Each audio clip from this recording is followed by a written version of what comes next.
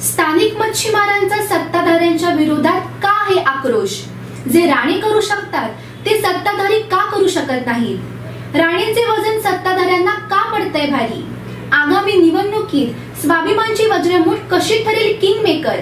या संदर्भात महाराष्ट्र स्वाभिमान पक्षाचे सरचिटणीस तथा माजी खासदार निलेश राणे यांच्यासोबत आमचे प्रतिनिधी भरत केसरकर यांनी केली आहे खास बातचीत. संडे स्पेशल मध्ये पाहूयात रोकठोक निलेश राणे. कोकणचं युवा नेतृत्व म्हटल्यानंतर आठवण होते ती माजी खासदार निलेश राणे यांची. 2009 मध्ये लोकसभेमध्ये खासदारमधून निवडून आल्यानंतर हे जनसामान्यामध्ये आणि तळकोकणामध्ये आपली प्रतिमा निर्माण करणारे निलेशजी राणे आपल्यासोबत आहेत. खासदार साहेब नमस्कार. काय सांगाल, एकंदर 2009 मध्ये तुम्ही निवडून आलेला होता. UPA सत्तेत असतानाही रेल्वेसारखे अनेक प्रश्न असतील, लोकांच्या आणि जनतेच्या प्रश्नासाठी थेट तुम्ही सरकारच्या विरोधात त्यावेळी उभे ठाकलेला होता. नेमकं काय सांगाल या बाबतीत? नाही, साहेबांचे संस्कार आहेत की जिथे अन्याय दिसेल तिकडे लोकांबरोबर उभं राहिलं पाहिजे. आणि मग आपण सत्तेत असू किंवा सत्तेत नसू त्याची काळजी न करता जिथे लोकांना आपली गरज आहे तिकडे आपण लोकांसाठी रस्त्यावर उतरलं पाहिजे. आणि त्या भावनेतून मी 2009 पासून किंवा त्याच्या अगोदरपासून माझी काम करण्याची पद्धत मी तशीच ठेवली. मी सत्तेत आहे किंवा नाही आहे असं कधी मी बघितलेलं नाही. आणि साहेब सत्तेत आहेत की नाही किंवा त्यांनाही कधी फरक पडलेला नाही. तुम्हाला आठवत असेल, इको सेन्सिटिव्ह सारखा महत्त्वाचा विषय जेव्हा कोकणावर आला होता तेव्हा त्या विषयावर साहेबांनी राजीनामाही देऊ पाहिला होता. म्हणजे आमचं घर असं आहे की राणेंना कधीच मंत्रिपदाचा असू दे किंवा सरकारचा असू दे किंवा कुठल्या बाजूला आम्ही आहोत ह्याची आम्ही कधीच काळजी केलेली नाही. प्रश्न महत्त्वाचा असेल, लोकांच्या हिताचा असेल तर ती बाजू घेतली पाहिजे या भूमिकेतून आम्ही नेहमी काम करतो. 2009 ते 2014 असे अनेक प्रश्न मी घेतले सभागृहामध्ये आणि सभागृहाच्या बाहेर पण. तो तुमचा महामार्गाचा विषय असेल, त्या काळात जर तुम्ही बघितलं 2009 आणि 2014 मध्येच एक टप्पा पूर्ण झालेला आहे. जो पात्रादेवी तो झाराप जो काही टप्पा पूर्ण झाला तो माझ्या खासदारकीमध्ये झालेला आहे. तेव्हा वाढीव एस्टिमेट 275 करोडचं तेव्हा लागणार होतं. ते 275 करोडचं वाढीव एस्टिमेट पण माझ्याच काळात आलेलं आहे. आणि म्हणून विकासाचा दृष्टिकोन ठेवून की आपल्या लोकांचं जीवनमान कसं वाढेल, त्याच्या दोन हाताला काम कसं मिळेल, बेरोजगारांना कसं इथे काम मिळेल, उद्योगधंदे इथे कसे निर्माण होतील, हा प्रोग्रेसिव्ह जो दृष्टिकोन ठेवून जो काम करेल, मला असं वाटतं राजकारणामध्ये त्या गोष्टीची जास्त गरज आहे. नाहीतर शिवसेनेसारखा पक्ष आहे जो प्रत्येक गोष्टीला विरोधी करतो. आणि म्हणून आज मागच्या 5 वर्षामध्ये तुम्ही बघत असाल, जे सांगून सत्तेमध्ये आले होते की आम्ही हे करू, इको सेन्सिटिव्ह 100 दिवसात घालू, महामार्ग पूर्ण करू, तुमचा सीवर्ल्ड प्रकल्प रद्द करू, जैतापूर प्रकल्प रद्द करू आणि अनेक असे प्रकल्प आम्ही रद्द करू. काय करू हे कधीच सांगत नाही. आम्ही अमुक रद्द करू. आम्ही अजूनही मच्छीमारांचा प्रश्न प्रलंबित आहे. मच्छीमारांचा परवा जो काही प्रश्न 5 दिवसापूर्वी झालेला आहे तो ह्यांच्याच ज्या काही आपण बोलतो काम चुकारपणामुळे आजही मच्छीमार त्याचं हे भरतायत, नुकसान भरतायत. आणि म्हणून आम्हाला जे काही शिकवलं, आम्ही जे काही साहेबांबरोबर राहून बघितलं, विकास हा चौफेर असावा. तो फक्त एका विषयावर असू नये. जे लोकांना मान्य नसेल तर लोकांसोबत उभं राहायचं, पण लोकांना जे मान्य असेल, लोकांचं जीवनमान जर उंचावत असेल कुठल्या गोष्टीने तर ते उघड्या मनाने, डोक्याने आणि त्याच्यामध्ये ते पूर्णत्वास कसं न्यायचं ह्याच्यासाठी मेहनत करायची. मच्छीमारांच्या बाबतीत तुम्ही म्हटलं, मच्छीमारांचा जो प्रश्न निर्माण झालेला आहे, परप्रांतीय येत आहेत तिथे मच्छीमारी करतात, त्यांना त्रास होतोय. थेट तुम्ही याच्यामध्ये उडी घेतलेली 20 तारीखला मोर्चा निघतोय, कशा दृष्टीने बघता याच्याकडे? 20 तारखेला मोर्चा आम्ही ह्या कारणासाठी काढू बघितला की मागच्या 5 दिवसामध्ये किंवा त्याच्या अगोदरपासून अगोदर संघर्ष होता पारंपरिक आणि पर्सेंट नेटचा. तो काही या सरकारला अजून सोडवता आलेला नाही. शिवसेना 100% अपयशी ठरलेली आहे ह्या विषयामध्ये. अशा अनेक विषय आहेत पण ह्या विषयामध्ये तर 100% अपयशी ठरलेली. नंतर विषय आला की परराज्यातल्या ज्या काही बोटी येतात आणि जे मासेमारी करून पर्सननेट टाकून ज्या मासे घेऊन जातात, नंतर तो वाद पेटला स्थानिक आणि परराज्यातल्या बोटींचा. नंतर आता जो वाद पेटलेला आहे तो LED लावून रात्रीची मासेमारी करायचा जो प्रकार आहे तो आता घडतोय आणि ते पण परराज्यातल्या बोटी आहेत सगळ्या. कर्नाटकाच्या असतील, गोव्याच्या असतील. ह्यावेळेस ज्या पकडल्या तर गोव्याच्या पकडलेल्या आहेत.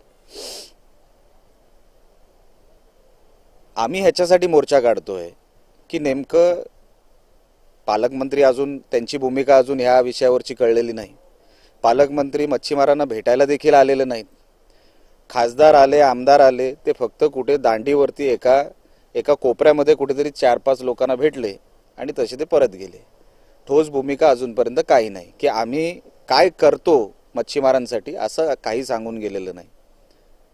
मग आम्ही असा स्टँड घेतला की आता मच्छीमारांच्या बाजूने उभं राहायचं. साहेबांनी गेले 20 वर्ष जे मालवणमध्ये जे काही प्रतिनिधित्व केलं किंवा जे काही राजकारण केलं ते प्रत्येक वेळेला मच्छीमारांच्या सोबतच उभे राहिले.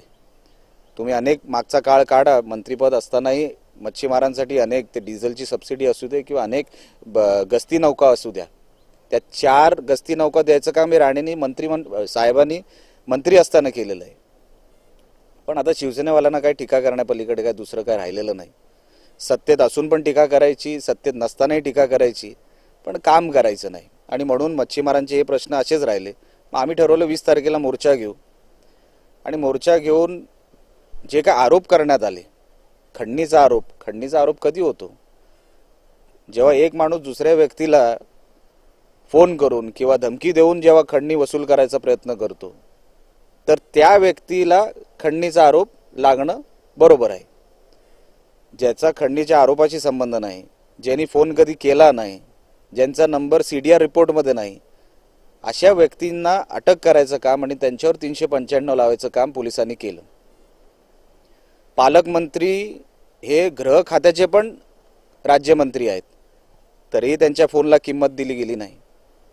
म्हणजे नेमकी प्रशासन कोणाला किंमत देते जर गरिबांना किंमत देत नाही? अच्छा, ज्या बोटींना पकडलं त्या काही लीगल ग्राउंडवर पकडलेलं नाही, इलिगल ग्राउंडवर पकडलेलं आहे. मग खंडणी कशी होते?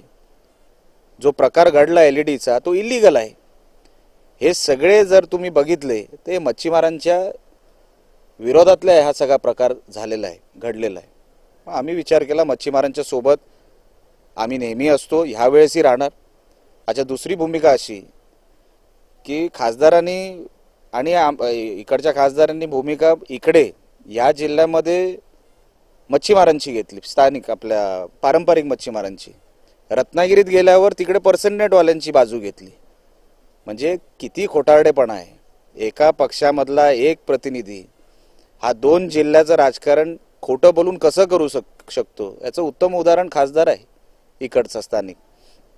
म्हणून आता आम्ही ठरवलेलं आहे जे होईल ते होईल, आमच्यावर ज्या केसेस व्हायच्या ते होऊ द्या, पण ह्या वेळेला किंवा नेहमी मच्छीमारांच्या सोबत आम्ही उभं राहणार. ते पोलिसांनी काय कारवाई करायची ते आमच्यावर करू द्या, पण मच्छीमारांना एकटं सोडून किंवा त्यांच्यावर ज्या काही गुन्हा दाखल करायचा, जो काय अन्याय होतोय तो आम्ही नाही सहन करणार. कारण का ह्या जिल्ह्याला कुठल्याच विषयावर अन्याय सहन करायची सवय नाही. साहेब, संपूर्ण सिंधुदुर्ग जिल्ह्यातील जनतेने बघितलं मच्छीमारांसाठी राणे कुटुंब कुठेतरी सातत्याने प्रयत्न करताना दिसतंय. एक शिवसैनिक जो पोलिसांनी अटक केलेली होती, राणेसाहेबांचा फोन गेल्यानंतर त्याची तात्काळ सुटका झाल्यानंतर त्या मातोश्रीने राणेसाहेबांचे धन्यवाद मानले. तुम्ही पण पोलीस स्टेशनला जाऊन गुन्ह्यासंदर्भात चर्चा केलेली होती. काय नेमकं वजन जे राणे म्हटल्यानंतर त्यांच्या शब्दामध्ये आहे, काय वाटतं? राणेसाहेबांनी केलेल्या कामाची पोत पाहू की साहेब एकदा शब्द दिला की तो पूर्णच होतो हे अख्ख्या महाराष्ट्राला माहिती. आणि तीच पद्धत आमच्यामध्ये आली, आमच्या कार्यकर्त्यांमध्ये आली, आमच्या पदाधिकाऱ्यांमध्ये आली. म्हणून एकदा शब्द दिला की तो पूर्ण करायचा असतो, ह्याच्यासाठीच आम्ही राजकारणात आलो. आता अख्ख्या महाराष्ट्रामध्ये साहेब कुठेही जाऊ दे, म्हणजे परवा औरंगाबादला सभा झाली. राणे काय आहेत हे तुम्हाला कदाचित औरंगाबादमध्ये गेल्यावर कळलं असतं. लोक अक्षरशः साहेबांना हात लावायला, साहेबांना बघायला तिकडे हजारोच्या संख्येने तिकडे उपस्थित होते. म्हणून महाराष्ट्राला माहिती आहे की राणेंनी जो एकदा शब्द दिला तो पूर्ण करणारच. तो कुठल्याही टोकाला जाऊन करतील किंवा कसाही करते, पण तो पूर्ण करणं. आणि म्हणून लोकांना विश्वास आहे. आणि म्हणून हे कसलं रसायन आहे मला माहीत नाही. लोकांनी जो आमच्यावर प्रेम ठेवलं, जे आम्हाला आपुलकीने आम्हाला जे काही सगळ्या गोष्टी आमच्या स्वीकारल्या, कारण का आम्ही प्रामाणिकपणे त्यांच्यासाठी सगळं काय करत राहिलो. आणि आम्ही नेहमी सांगत राहिलो की आम्हाला जे काय मिळालं, जो वैभव आम्ही आज बघतोय, सरकारमध्ये असो किंवा सरकारमध्ये नसो, हे आमच्या सिंधुदुर्गाच्या लोकांमुळे, सिंधुदुर्गाच्या मातीमुळेच बघतोय. आम्ही पहिल्या दिवसापासून सांगतोय की नाणार हा प्रकल्प जो आहे ते आणण्याचं काम खासदार विनायक राऊतनी केलं आणि आनंद गीते साहेबांनी केलं. जो प्लॉट किंवा जी काही जागा आहे ते दाखवायचं कामच त्यांनी केलेलं आहे. हा खरा तर प्रकल्प आंध्रामध्ये चालला होता, तो इकडे वळवायचं काम ह्या दोघांनी केलं. आणि वळवल्यावर सुभाष देसाईंनी कुठला विचार करून अध्यादेश काढला मला माहीत नाही, पण अध्यादेश काढला. अच्छा, ही प्रक्रिया 2 वर्षापासून सुरू आहे. 2016 मध्ये आमदार राजन साळवी, तिकडचे जे आमदार आहेत नाणार प्रकल्पाच्या हद्दीतले, ते जाऊन तिकडच्या अधिकाऱ्यांना भेटून किंवा मंत्रालयात जाऊन तिकडे सगळी माहिती काढून आम्हाला मोबदला वाढवून देण्यासाठी गेले होते. नंतर लोकांचा विरोध लक्षात आला, लोक अंगावर येऊ लागली. मग त्या लोकांना कळलं की आता नाणारला विरोध केला पाहिजे, मग विरोध सुरू केला. मग राणेंची एंट्री झाली. मग राणेंनी जे काय लोकांना विश्वास वाटला की राणे हा प्रकल्प रद्द करू शकतात. एकदा राणेंच्या मागे हे सगळे उभे राहायला लागल्यानंतर मातोश्रीतून इथून तिथून सगळीकडून फोन गेले की कसंही करा, राणेंना याच्यातला फायदा होता कामा नये, तुम्हीही प्रकल्पाला विरोध करा. पण अधिसूचना काढून झाली होती, तर लोकांना कळलं ही दुटप्पी भूमिका आहे. सरळ खोटं बोलतायत. एका बाजूला मंत्र्यांनी अधिसूचना काढायची आणि दुसऱ्या बाजूला आमदारांनी आणि खासदारांनी विरोध करायचा, हे लोकांना आता कळलेलं आहे. अच्छा, ह्यांचेच दलाल सगळीकडे जमिनीसाठी फिरतायत. यांचे सरपंच असतील, उपसरपंच, शाखा प्रमुख असतील. आता 14 पैकी 12 ग्रामपंचायती या सेनेच आहेत. बाहेरचा माणूस येईल कसा? बाहेरचा माणूस येऊच शकत नाही. जेवढे सगळे काय पालकमंत्री, आमदार, खासदार, ग्रामपंचायती तुमच्याच आहेत. म्हणून आज जी काय परिस्थिती आहे, आता काल मुख्यमंत्री काहीतरी परवा बोलले आम्ही या प्रकल्पाबद्दल विचार करू, तर काल तिकडे शिवसैनिकांनी फटाके फोडले जेणेकरून हा प्रकल्प रद्द झाला. म्हणजे लोकांना दाखवत बसायचं की बघा हे आमच्यामुळे झालंय. प्रकल्प अजून रद्द झालेला नाही, पण उगाच एक चित्र उभं करायचं, बोंबाबोंब करायची की हे सगळं आमच्यामुळे झालंय. अजून प्रकल्पच रद्द झालेला नाही. आणि म्हणून नाणारा प्रकल्प रद्द होणारच, हे तर 100% आम्ही रद्द करू. पण शिवसेना आणि शिवसेनेच्या भूमिकेमुळे आज अनेक राजकीय पक्ष, तुम्ही कुठल्याही राजकीय किंवा स्थानिकांना विचारलं की प्रत्येक माणूस शिवसेनेला आता शिव्या घालतोय तिकडे. त्यांना आता कळून चुकलंय की हा पक्ष येतो, जसं जैतापूरचं केलं. जैतापूर हा पुरा प्रकल्प आमच्या अंगावर शेकला काही कारण नसताना. आम्ही काय प्रकल्प आणला नव्हता. तेव्हाचे जे ऊर्जा मंत्री होते सुरेश प्रभू साहेब, शिवसेनेत असताना तेव्हा तो प्रकल्प आणला होता. मी काय आणला नव्हता. आम्ही सांगितलं होतं की जर या प्रकल्पाला तुमचा विरोध असेल तर पहिली लात निलेश राणे मारेल, हे पहिलं स्टेटमेंट होतं माझं. तरी ते सगळं आमची सत्ता होती म्हणून ते सगळं फिरवाफिरवी करून आमच्या अंगावर टाकलं. आज जैतापूर उभा आहे. हे समुद्रात बुडवणार होते 100 दिवसामध्ये. आज भिंती उभ्या राहिल्या, आतमधले रस्ते उभे राहिले, उद्या टर्बाईनचं काम सुरू होईल. जैतापूर रद्द कुठे झालंय? आणि म्हणून नाणारबद्दल पण त्यांची तीच भूमिका आहे. पहिले मोबदला वाढवायला गेले होते, ह्यांचे दलाल सक्रिय झाले, मग कळले लोक अंगावर यायला लागलेत, मग प्रकल्प नको. आणि उद्धव ठाकरेंनी 3 तारखा बदललेल्या आहेत. उद्धव ठाकरेंनी ही तारीख दिली आणि मी प्रकल्प रद्द करतो. सुभाष देसाईने सांगायला पाहिजे होतं, सुभाष देसाई तुम्ही अधिसूचना जशी काढली तशी दुसरा अध्यादेश काढा आणि तो नाणार प्रकल्प रद्द करा. अध्यादेश का नाही काढत?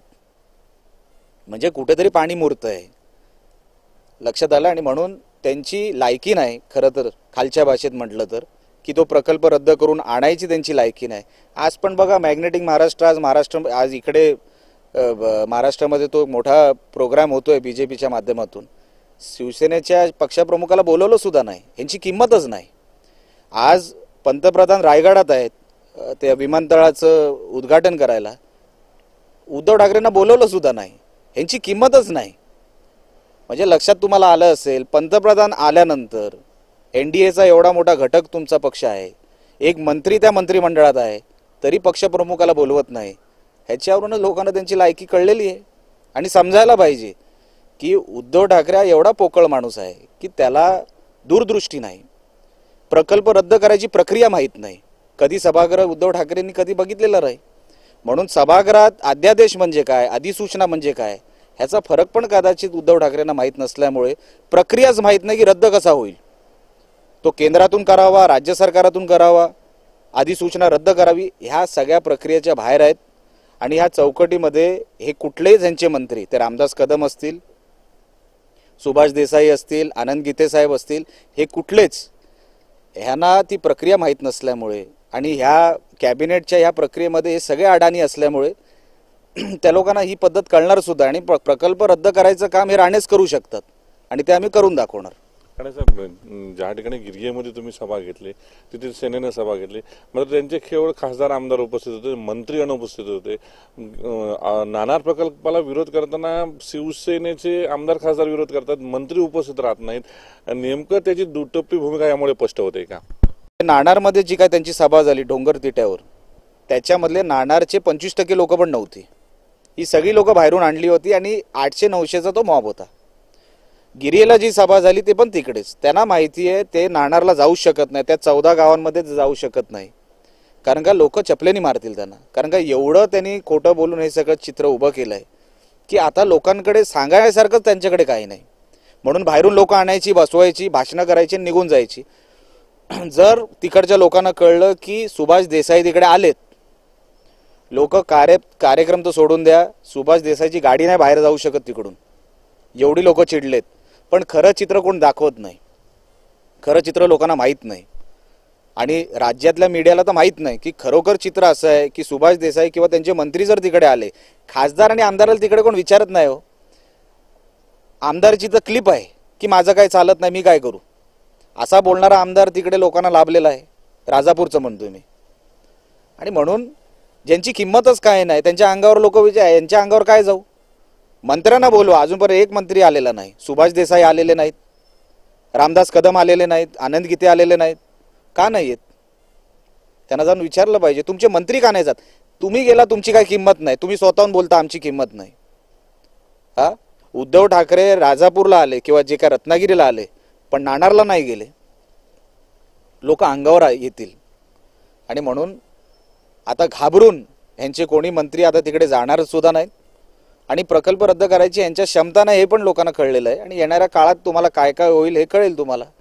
अच्छा, महत्त्वाचा प्रश्न आहे. जैतापूरचा इश्यू करून शिवसेनेने मतांची बेगमी मागच्या निवडणुकीत केलेली होती.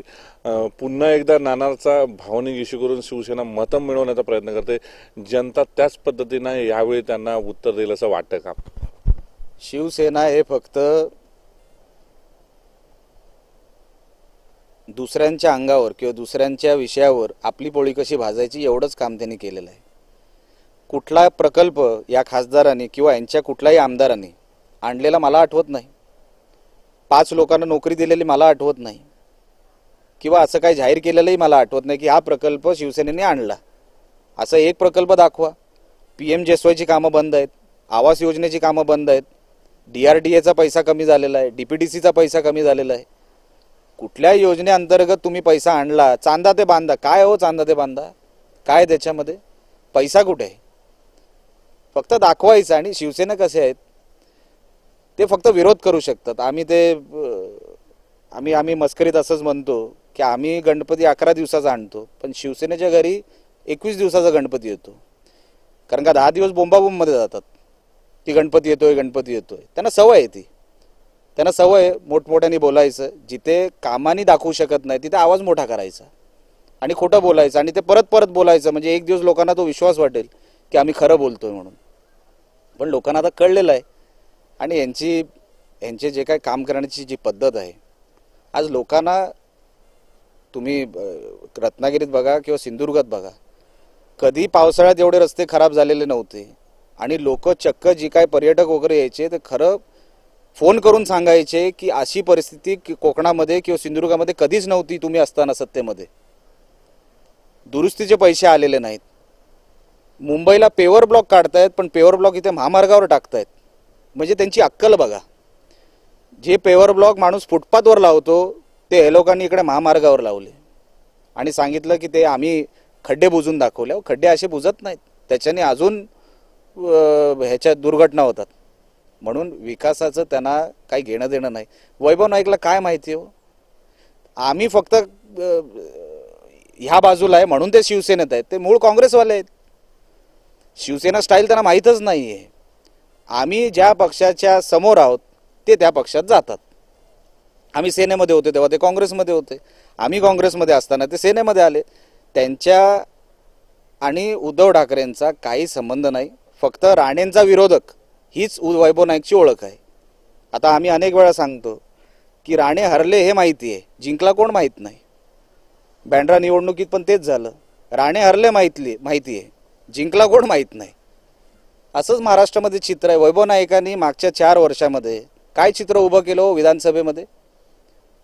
राणे साहेबांना हरून गेलेला आमदार हा विधानसभेमध्ये आग लावायला पाहिजे होता, पेटवायला पाहिजे होती विधानसभा, म्हणजे शब्दांनी उठाव करायला पाहिजे होता. तर राणे साहेबांची भाषणं जी काय गाजली अर्थ विषयावर किंवा अनेक बेळगाव या विषयावर, सीमा प्रश्नावर, एक भाषण यांनी केलेलं आम्हाला कधी कुठे दिसलं नाही. सभागृहामध्ये कलेक्टर यांना अपॉइंटमेंट देत नाही. बाहेरून यांनी काही निधी आणलेला नाही. राणे साहेबांना हरून गेल्यानंतर वैभव नाईकनी एक असं काम केलेलं, एक उल्लेखनीय काम अख्ख्या मतदारसंघात त्यांनी कुठेही दाखवावं. उलट कमी करायचं काम केलं एवढं मात्र निश्चित. वाढवायचं काम केलं असं कुठेही दिसलेलं नाही. आणि म्हणून शिवसेनेची जी भूमिका, जी तुमची सुरुवातीला तुमचा जो प्रश्न, शिवसेनेची भूमिका हा राणेंना विरोध कसा करता येईल एवढ्यासाठीच आहे. त्यांना मातोश्रीमध्ये किंमत त्याच्यासाठीच मिळते की राणेंचा विरोध तुम्ही किती केलात, काम किती केलं हे उद्धव ठाकरे कधी विचारणार नाही. कारण का त्यांना तेवढी अक्कल सुद्धा नाही. कधी प्रशासनाची माहितीच घेतली नाही म्हणून त्यांना प्रशासनच माहीत नाही. ग्रामपंचायतीचा एक नियम माहीत नसेल उद्धव ठाकरेंना, कधी माहीत नाही. म्हणून जो मातोश्रीमध्ये जाऊन राणेंना आम्ही एवढा विरोध केला सिंधुदुर्गामध्ये हे दाखवेल, त्यालाच किंमत. हे आता आमदाराला पण कळलेलं आहे, खासदाराला पण आणि पालकमंत्र्याला पण. म्हणून उठ सूट फक्त राणे दिसतात. ते रात्री झोपताना दिसतील, ग्लासात दिसतील, ताटात दिसतील, पण दिसतील. राणेंना विरोध. आता एवढं सगळं चाललंय. काल वैभव नाईक आल्यानंतर तू प्रशासनावर बोल, तू अधिकाऱ्यांवर बोल, पण त्यांच्यावर बोललेला नाही. बोलला कोणावर? राणेंवर. म्हणजे आमचं नाव घेतल्याशिवाय त्यांचा एक दिवसही जात नसेल. म्हणून त्यांनी आमचं नाव जपत बसावं. आम्ही काम करत बसू आणि एक ना एक दिवस या येणाऱ्या 2019 मध्ये ही सगळी जी काही पदं आमच्याकडून गेलेली आहेत, खासदारकी, आमदारकी, ती सगळी मिळवणार आम्ही 2019ला. स्वाभिमान पक्षाची स्थापना केल्यानंतर राणेसाहेब झंझावती संपूर्ण महाराष्ट्राचा दौरा करतात. तुमच्याकडे सचिव पद आहे, मोठी जबाबदारी आहे, तुम्ही त्यांच्यासोबत आहात. कशा पद्धतीने स्वाभिमानला संपूर्ण महाराष्ट्रामध्ये प्रतिसाद मिळतोय? बघा, राणेसाहेबांच्या नावामुळे अख्ख्या महाराष्ट्रामध्ये कुठे आम्हाला एक नवीन दगड लावायची काही गरज नाही. सगळं काय आमचं राणेसाहेबांच्या नावामुळे जी काय ओळख आहे, जे काय आम्हाला जो काय आमच्या पक्षामध्ये येणारा जो पदाधिकारी कार्यकर्ता असेल तो आम्हाला मिळालेला आहे. पक्ष संघटनेसाठी आम्हाला कुठे फार असं घुसून कुठेतरी मेहनत करावी लागेल असं काही नाही. प्रत्येक जिल्ह्यामध्ये आमचे कार्यकर्ते आहेत, प्रत्येक जिल्ह्यामध्ये आमचं संघटन आहे. आणि राणे साहेबांनी अफाट इतक्या वर्षाचा जो काय कार्याचा त्यांचं जी काय हे राहिलेली आहे, त्यांची जी ओळख राहिलेली आहे, आज त्याचा फायदा जमिनीवर होतो आम्हाला. आणि म्हणून अनेक कार्यकर्ते असतील, अनेक मोठमोठे आजी माजी आमदार खासदार आज आमच्या संपर्कात आहेत. येणाऱ्या निवडणुकीला तुम्हाला दिसेलच की किंग मेकरच्या भूमिकेमध्ये येणाऱ्या 2019 मध्ये महाराष्ट्र स्वाभिमान पक्ष राहील एवढी तयारी आम्ही करून ठेवलेली आहे. ते आता येणाऱ्या निवडणुकीत तुम्हाला ते चित्र दिसेल. कामं जरी आम्ही मोठी केली असेल, निधी जरी आम्ही मोठा आणला असेल, तरी तळागाळामध्ये लोकांबरोबर राहूनच आम्हाला विकास करायचा आम्हाला शिकवलेला आहे आणि आम्ही तसंच करतो. हो, पण निवडणुकीला आपण जेव्हा ज्या प्रक्रियेमध्ये जातो तेव्हा लोकांना समजवायचं काम, लोकांचं काय म्हणणं आहे, लोकांना काय पाहिजे हे ऐकून घ्यायचं काम आमची लोक करतायत आणि ते पुढेही करतील. आणि म्हणून हा सामान्यातल्या सामान्य माणसासाठी हा पक्ष काढलेला आहे साहेबांनी. तो काँग्रेससारखा पक्ष नाही की टिळक भवनामध्ये किंवा मुंबईमध्ये बसून पक्ष चालवायचा, याच्यासाठी साहेबांनी बनवलेला नाही. मी जरी सचिव असलो तरी मला तेवढाच अधिकार आहे जेवढा ह्या इकडच्या ह्या पक्षामध्ये काम करणाऱ्या सामान्य कार्यकर्त्याला असेल. एवढे अधिकार आम्हाला साहेबांनी समान वाटप सांगितलेलं आहे. समान सगळ्यांना न्याय मिळाला पाहिजे. अमुक पदावर आहेस म्हणून तुला काय जास्त मिळेल आणि जो कार्यकर्ता आहे त्याला काय कमी मिळेल असं साहेबांनी दुजाभाव कधी केलेला नाही आणि तशी काम करायची पद्धत पण आमची नाही. जो कार्यकर्ता असेल त्यालाच जास्त मान मिळेल आमच्या पक्षामध्ये, जो काम करणारा असेल त्यालाच जास्त पदं मिळतील, त्यालाच उद्या मान सन्मान मिळेल. ही पद्धत आम्ही इतक्या वर्षापासून राणे साहेबांबरोबर असताना जो काही शिकलोय तीच पद्धत पुढेही राहील. मी तुम्हाला वैभव नाईक बद्दल अगोदरच सांगितलंय. वैभव नाईक सारखा बिनडोक्याचा आमदार ह्या मतदारसंघाला तर सोडा, ह्या जिल्ह्यालाच कधी मिळालेलं नाही.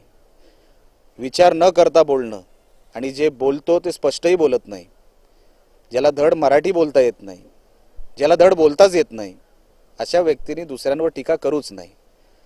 आणि मी म्हणतो ना 4 वर्षापासून तू काय केलंस हे जाहीर कर. आणि मी खासदारकीला काय काय केलं हे मी जाहीर करतो. आणि मी जेव्हा खासदार झालो होतो तेव्हा हा कणकवलीच्या नाक्यावर चणे खात होता. त्यांनी माझ्यावर बोलू नये की मी खासदारकीला काय केलं. मी जाहीर करतो. मी तर बुकलेट छापली होती की मी ही कामं 5 वर्षात केलेली आहे निवडणुकीच्या अगोदर. म्हणून आम्ही काय करतो हे लोकांनी बघितलेलं आहे.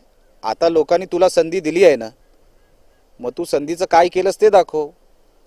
मच्छीमारांसाठी दाखव, तुझे बाकीचे जे काय महामार्गासाठी दाखव. अनेक प्रश्न आहेत आपल्या. आणि कुडाळ हा मोठा तालुका आहे. माणगाव खोऱ्यातले तुम्ही स्वतः आहात. तुम्ही माणगावातली कुठले विकास कामं झाली हो, सांगितलेली कुठली विकास कामं झाले? मला नाही वाटत कुठली एक जरी काम केलं असतं तरी लोकांनी डोक्यावर घेतलं असतं. पण हा बोलू शकत नाही. बोललेलं समोरचा अधिकारी समजू शकत नाही. नावामध्ये वजन नाही, कामामध्ये वजन नाही. असं कसं असतं, साहेब जरी जिल्ह्यात असले तरी मंत्रालयातला अधिकारी जो होता, जर तो मराठवाड्याला निधी पाठवत होता, जर तो पश्चिम महाराष्ट्राला निधी पाठवत होता, अरे अगोदर कोकणात पाठव, तिथे राणेसाहेब बसलेत, नंतर मला त्यांना उत्तर द्यावं लागेल, ही भीती होती त्यांच्या मनामध्ये. जर नाही पाठवलं तर साहेब आपल्याला बोलून घेतील, ही भीती होती. आता मंत्रालयामध्ये तशी भीती संपली. म्हणून तुमचा 40% कट DPTCला लागतो. अनेक विकास कामांचे पैसेच देत नाही. पंतप्रधान ग्राम सडक योजना 4 वर्षापासून बंद पडलेली आहे. हा जो पर्यटक तुम्हाला दिसतोय ना, हा राणे साहेबांच्या काळात इथे वळलेला पर्यटक आहे. तेव्हा ज्या साहेबांनी ज्या आपल्या खिशातला पैसा घातला असेल, आपल्या मेहनतीचा जो काही मेहनतीला जोड दिली असेल, त्यातून हे सगळं चित्र उभं राहिलेलं आहे. आज पर्यटक जर मालवणमध्ये जर येतोय, त्याचंही श्रेय वैभव नाईक घेऊ शकत नाही, कुठल्याच गोष्टीचं घेऊ शकत नाही. म्हणून वैभव नाईकांनी आम्हाला विकासाबद्दल बोलूच नाही. त्यांनी त्याचं काम करावं. तो काय काम करतो हे लोकांना दाखवावं. कारण का येणाऱ्या 2019मध्ये वैभव नाईकला परत कणकवलीत पाठवणार एवढं मात्र निश्चित. खरं तर साहेबांचं स्वप्न हे आपल्या जिल्ह्यामध्ये मल्टी स्पेशालिटी हॉस्पिटल हे होणं, हे आपल्यासाठी सगळ्याच सिंधुदुर्ग जिल्हावासियांसाठी अभिमानाची गोष्ट असली पाहिजे. की एवढं धाडस नाही तर कोणी केलं नसतं. आज 750 बेडचं हॉस्पिटल उभं करणं, आणि ते पण मल्टी स्पेशालिटी. बाहेरचे डॉक्टर येऊन इकडे तज्ज्ञांसारखे इकडे लोकांना, इकडच्या स्थानिक डॉक्टरांना त्याला जोड, आणि प्लस जी काय आरोग्य सेवा होती ज्याच्यासाठी आपला माणूस गोव्याला जायचा किंवा कोल्हापूर बेळगावला जायचा, ते न जाता आता आपल्या सिंधुदुर्ग जिल्ह्यामध्येच ही सगळी सेवा मिळेल आणि तिकडची लोक इकडे येतील अशी ती सेवा असेल. याचा विशेष आनंद आम्हाला आहे. लोकांनी या प्रकल्पाला साथ द्यावी. हा काय प्रकल्प आम्ही याच्यातून काहीतरी प्रॉफिट मिळवायला केलेला नाही, तर ही समाजसेवा आहे.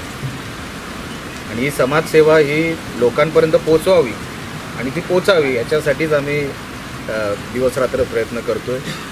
आता येणाऱ्या 1 महिन्याभरात मला असं वाटतं साहेबांनी अजून तारीख जाहीर केलेली नाही, पण 1 महिन्याभरात ती तारीख जाहीर होईल आणि हॉस्पिटल सुरू होईल. आणि या ऑगस्टपासून जवळपास 120 स्टुडंट हे डॉक्टरेट किंवा त्या MBBS तो जो कोर्स आहे, डॉक्टरीचा जो कोर्स आहे त्याच्यासाठी पण सुरुवात करतील. म्हणजे 120 स्टुडंटचा पहिला बॅच आपल्या सिंधुदुर्गात ह्याच वर्षी सुरू होईल, याची पण तरतूद आम्ही करून ठेवलेली आहे. आता देवाच्या कृपेने लवकरात लवकर हे सगळं सुरू होईल आणि आपल्या जिल्ह्याला इतक्या वर्षापासून ज्या गोष्टीची गरज आहे त्या गोष्टी ह्याच वर्षात, आणि हॉस्पिटल 1 महिन्याभरात किंवा 1.5 महिन्यात, आणि स्टुडंट जे काय तयार करायचं काम आहे ते ह्या वर्षाभरात होईल. त्या गोष्टीचा आनंद आहे. कोकणी जनतेने तुम्हाला राणे कुटुंबांना भरभरून दिलेला आहे. भविष्यामध्ये निवडणुका बघता 2019मध्ये निवडणुका जाताना राणे आणि कोकणी जनतेचं नातं कशा पद्धतीने पुन्हा एकदा घट्ट झालेलं पाहायला मिळेल असं वाटतं आपल्याला? राणेंचं आणि सिंधुदुर्गाचं जे नातं आहे ते घरातलं नातं आहे. आम्ही निवडणुका डोळ्यासमोर ठेवून तोंडासमोर ठेवून आम्ही कधीच सिंधुदुर्गाकडे बघितलं नाही, कारण का न मागता सिंधुदुर्गाने सगळं काही दिलेलं आहे. मला असं वाटतं साहेबांनी 2 निवडणुका तर महाराष्ट्रभर प्रचार करत बसले, पण सिंधुदुर्गात न येता सिंधुदुर्गवासियांनी निवडून दिलेलं आहे. मधला काळ आला जो आपण अंडरकरंट म्हणतो, अनेक गोष्टींना आमच्यातलेच काय फितूर निघाले आणि त्या गोष्टीचा फटका आम्हाला बसला असेल, पण सिंधुदुर्गाने आमच्यावर प्रेम केलं नाही असं कधी झालेलं नाही आणि ते पुढेही कधी होणार नाही, कारण का त्यांना माहिती आहे हे लोक प्रामाणिक आहेत. काल पण जे काही चित्र सगळे मच्छीमारांनी बघितलं त्यांनाही कळलेलं आहे की राणे हे प्रामाणिक आहेत. ते कधी मनात एक ठेवून आणि रस्त्यावर दुसरं करून असं कधी करणार नाही. त्यामुळे सिंधुदुर्गवासियांचं असंच प्रेम आमच्यावर राहावं आणि पिढ्यानपिढ्या राहावं, कारण का आम्ही सगळे लोकसेवेसाठी स्वतःला अर्पण करून घेतलेलं आहे. आणि साहेबांनी इतके वर्ष कुठेही असले महाराष्ट्रामध्ये तर माझ्या सिंधुदुर्गात काय चाललं आहे किंवा सिंधुदुर्गात कसे हे चांगल्या गोष्टी आपण आणू शकतो ह्याच्याच प्रयत्नामध्ये दिवसरात्र असतात. आणि म्हणून मला त्या गोष्टीचा आनंद आहे की आज देवाच्या कृपेने हे सगळं आम्हाला या नशिबामध्ये या जीवनामध्ये मिळालं आणि हे सिंधुदुर्गामुळे मिळालं. या गोष्टीचा आम्हाला आनंद आहे आणि आम्ही कधीही विसरणार नाही. खरंच सिंधुदुर्गाशी दिलखुलास चर्चा केल्याबद्दल खूप खूप धन्यवाद आणि तुमच्या पुढील वाटचालीसाठी आमच्याकडून खूप खूप शुभेच्छा. आपल्यासोबत दिलखुलासमध्ये माजी खासदार निलेशजी राणेसाहेब, स्वाभिमान पक्षाची भविष्यातील वाटचाल कशी असेल, कशा पद्धतीने पुढे जाऊ, या अनेक गोष्टी यांच्या विशेष मुलाखतीत स्पष्ट करताना भविष्यात 2019मध्ये पुन्हा एकदा राणेंचंच वर्चस्व या कोकणावर असणार असल्याचं स्पष्ट केलं आहे. कॅमेरामन रोशन केरकरसह भरत केसरकर, सिंधुदुर्ग लाईव्ह, मालवण.